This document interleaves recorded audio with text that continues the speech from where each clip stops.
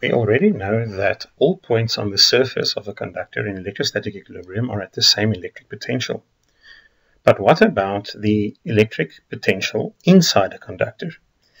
Is there a potential difference between 2 points inside the conductor or between a point inside the conductor and a point on its surface?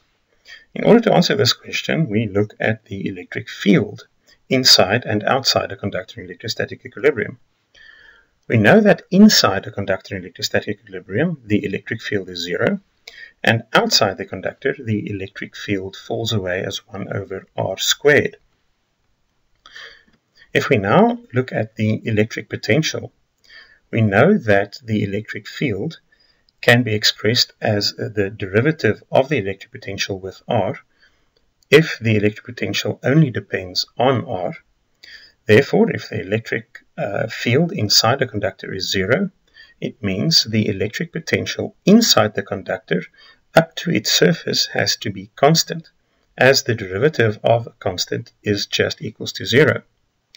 Therefore, the potential difference between any 2 points inside the conductor, therefore, the difference between the potential at one point and the potential at another, has to be equals to 0, since the potential is everywhere the same inside a conductor.